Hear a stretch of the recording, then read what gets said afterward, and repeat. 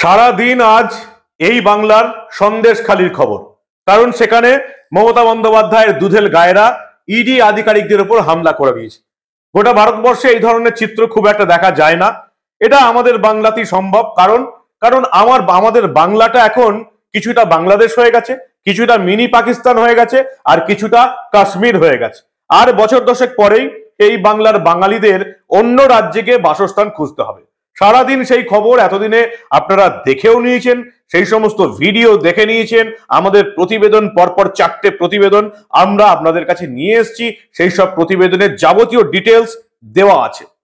কিন্তু এরই মধ্যে এই ভারতবর্ষে আরো একটা যুগান্তকারী ব্যাপার কিন্তু ঘটে গেছে। যে ঘটনাটা শুরু হয়েছে মোদী সরকার আসার পর 2016-17 থেকে, এবং সেটাই আজকে প্রায় পরিপূর্ণ হয়ে গেল বলা চলে। মোদী সরকারের আমলে মাফিয়া ডন, ইন্ডিয়ার মোস্ট ওয়ান্টেড দাউদ ইব্রাহিমের সব সম্পত্তি নিলামে তুলে বেচে দিল মোদী সরকার। কি হলো আজ, কি হয়ে এসছে এত বছর ধরে, কোন আইনে হলো? যে আইনটা অনেক পুরনো আইন, কিন্তু শুধুমাত্র এই ভারতবর্ষে, নতুন ভারতবর্ষে এই আইনটা নতুন করে প্রচলন শুরু হয়েছে। এই গুরুত্বপূর্ণ প্রতিবেদন শেষ অবধি দেখুন। আমি মানব, দা নিউজ বাংলায় আপনাদের স্বাগত জানাচ্ছি।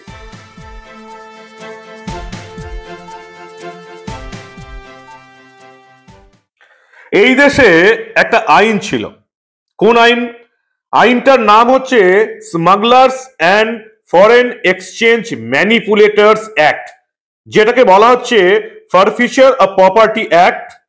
এবং সেই অ্যাক্ট অনুযায়ী যারা এই দেশে স্মাগলিং করে বা খুন জখম করে বা দেশ বিরোধী কাজ করে এই দেশ থেকে পালিয়ে যাবে, এমন কোন দেশে আশ্রয় নেবে যে দেশের সঙ্গে হয়তো আমাদের বন্দি প্রত্যার্পণ চুক্তি নেই, অর্থাৎ এই দেশে অপরাধ করব এবং অন্য দেশে লুকিয়ে থাকব, এই ধরনের যারা অপরাধী আছে তাদের জন্য 1976-এ একটা আইন তৈরি হয়েছিল, অ্যাক্ট তৈরি হয়েছিল, স্মাগলার্স অ্যান্ড ফরেন এক্সচেঞ্জ ম্যানিপুলেটরস অ্যাক্ট 1976।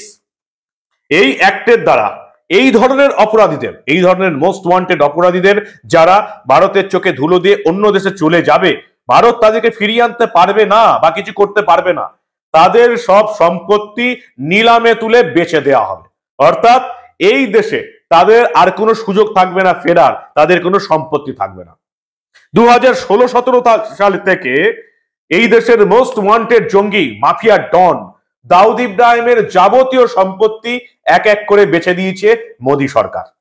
শুনেছেন তো এই আইনটার কথা? কখনো শুনেছেন? স্মাগলার্স অ্যান্ড ফরেন এক্সচেঞ্জ ম্যানিপুলেটরস অ্যাক্ট 1976। আইনটা আছে, এত পুরনো আইন। সেই আইনের ব্যবহার 2016-17 থেকে শুরু হলো। আজ কি হলো? আজকে নিলামে উঠেছিল মাফিয়া ডন দাউদ ইব্রাহিমের 4টে সম্পত্তি, এবং সেই 4টে সম্পত্তি আজকে বিক্রি হয়ে গেল। প্রথম দিকে 2016-17 সালে যখন এগুলোকে নিলামে তুলতো মোদী সরকার, তখন কোনো ক্রেতা পাওয়া যেত না। বুঝতেই পারছেন ভয়ে, মাফিয়া ডনের সম্পত্তি, তা আবার দাউদ ইব্রাহিম, তার সম্পত্তি কে কিনবে? পরবর্তীকালে দেখা গেল না, দু একজন লোক হচ্ছে কেনার মতন। 2021-এ যেমন 2021-এর অক্টোবরে আমরা দেখলাম যে এই মুম্বাকে, যেখানে আজকেও নিলাম ছিল, রত্নাগিরি ডিস্ট্রিক্ট, সেখানে সুপ্রিম কোর্টের অ্যাডভোকেট অজয় শ্রীবাস্তব দাউদের এমন একটা বাড়ি কিনে নিলেন, এবং সেখানে তিনি একটা সনাতন স্কুল, গুরুকুল খুলে ফেললেন। আর এদিন রীতিমতো নিলাম করে দাউদের এই মহারাষ্ট্রের রত্নগিরি জেলার মুম্বাকে গ্রামে, যে গ্রামে শৈশব কেটেছে দাউদ ইব্রাহিমের, যেখানে 2017 সালে নিলাম হয়েছিল মুম্বাইয়ের ভেন্ডি বাজারের দাউদের কুখ্যাত ধামরওয়ালা বাড়িটি। 80-র দশকে ভারত ছেড়ে পালানোর আগে অবধি তিনি সেখানেই থাকতেন। 2017-তে নিলাম করা হয়েছিল দাউদ ইব্রাহিমের 3টি সম্পত্তি, সেটা অকশন করে বিক্রি করে দেওয়া হয়েছিল। 3টি সম্পত্তি ছিল মুম্বাইয়ের চার্চ গেট এলাকায়। এই 3টি সম্পত্তি নিশ্চয়ই আমাদের মনে আছে যারা এই ধরনের খবরাখবর রাখেন। রৌনক আফরোজ রেস্টুরেন্ট, ডামারওয়ালা বিল্ডিং এবং শবনম গেস্ট হাউস। ভেন্ডি বাজারের ইউকুব স্ট্রিটে এই 3তলা শবনম গেস্ট হাউস, এবং যেটুকু আমরা জানতে পেরেছিলাম সেটা ছিল দাউদের প্রথম স্ত্রী মেহজাবিনের নামে, সেটা বিক্রি করে দেওয়া হয়েছিল। তারপরে 16-17-তে আরো কিছু জিনিস বিক্রি হলো, আর আজকে 4টে সম্পত্তি বিক্রি হয়ে গেল। যেখানে তার শৈশব কেটেছিল, সেই চারটে সম্পত্তি কত টাকায় বিক্রি হয়েছে সেই তথ্য ইতিমধ্যেই আমাদের কাছে এসে পৌঁছেছে। এগুলো সবই এগ্রিকালচারাল প্রপার্টি ছিল।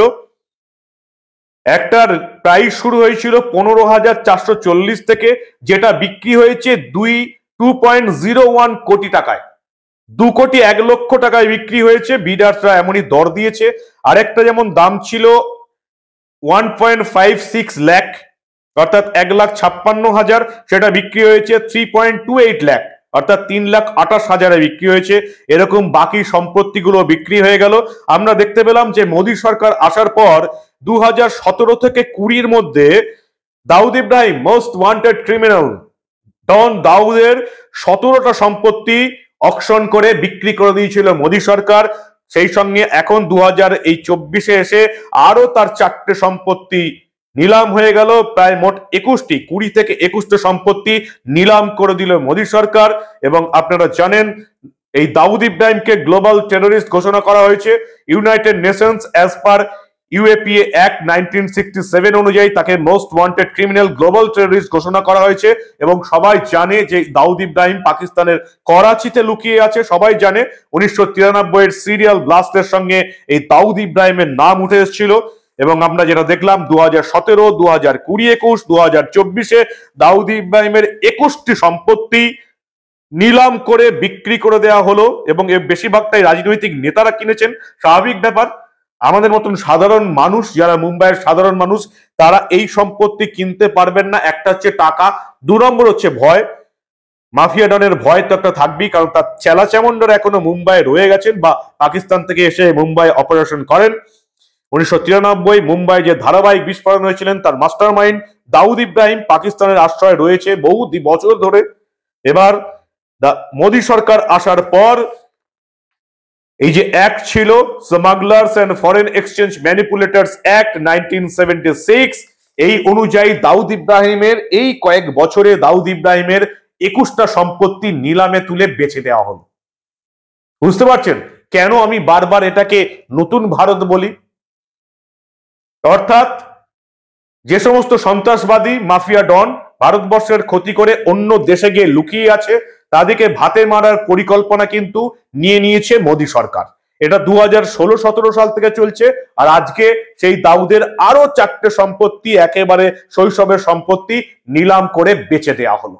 এটাই হচ্ছে নতুন ভারত, যেখানে এই আইনগুলো শুধু খাতায় পত্রের মধ্যে আবদ্ধ নেই, আইনগুলো সঠিক প্রয়োগ করছে কেন্দ্রীয় সরকার এবং এই সমস্ত মাফিয়া ডন তাদেরকে উচিত শিক্ষা দিচ্ছে মোদী সরকার।